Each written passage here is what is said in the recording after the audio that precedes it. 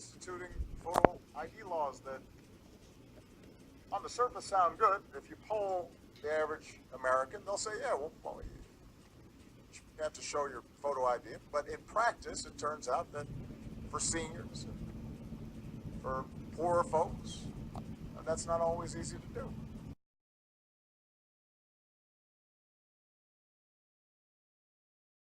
And by the way, it doesn't actually address a real problem because there are almost no instances of people going to vote in somebody else's name.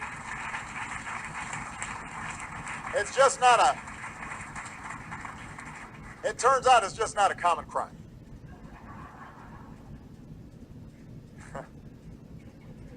You know, folks might think about, shoplifting. Attorney General, you know more about the crime statistics than I do, but I am certain, because we've actually looked at the data on this, that almost nobody wakes up saying, I'm going to go vote in somebody else's name.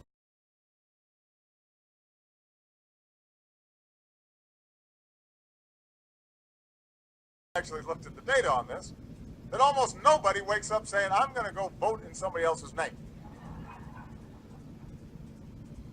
Doesn't happen. So you don't need an ID to vote? Well, it depends upon what state you're in, if it's a photo ID or not, if you have an affidavit. You know, Maria, for years I've covered and investigated voter and election fraud cases here at Fox News, and you won't believe what we found. Take a look at this. These are absentee ballots that were faked. Prosecutors in Troy, New York said politicians simply stole elections by handing in fraudulent ballots that they filled out as real votes. The unsuspecting voters we talked to said they did not even know their votes were robbed. So you didn't write that? I did not. You didn't cast a ballot? I did not. Did you vote? No. Did you fill out an absentee ballot? Nope. Did you fill out an absentee ballot application? Nope. I didn't fill any of those. So nobody wakes up saying, I'm going to go vote in somebody else's name. In Kentucky, prosecutors said 20 public officials stole elections by buying votes, spending $400,000 to buy 8,000 votes over several elections. You sold your vote. How much did you sell your vote for? $25.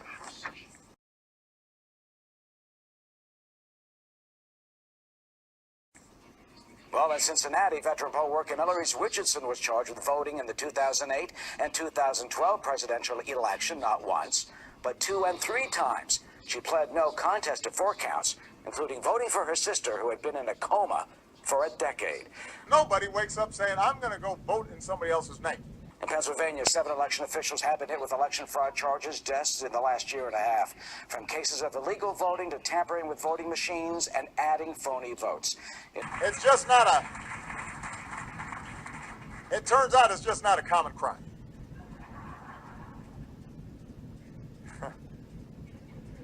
You know, folks might think about, shoplifting.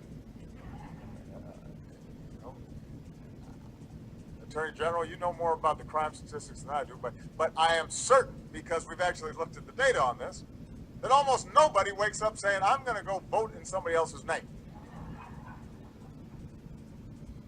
Doesn't happen. You know, a 2012 report by a Philadelphia Republican city commissioner found voting by non-registered individuals, voting divisions with more votes than voters, individuals voting more than once, and voting by non-U.S. citizens. And election fraud actually hit the race for the White House in the 2008 race. Democratic operatives in Indiana were convicted of faking signatures on the presidential petitions that put then Senator Barack Obama and Hillary Clinton on the ballot. So many signatures were phony that authorities said the president may not have actually had enough signatures to qualify for the primary ballot.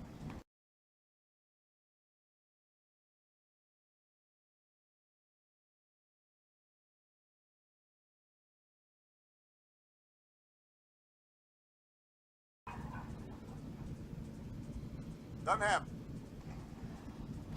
Is that your signature on this? That's not my signature. Did you sign this petition for Barack Obama? No. You did not? No.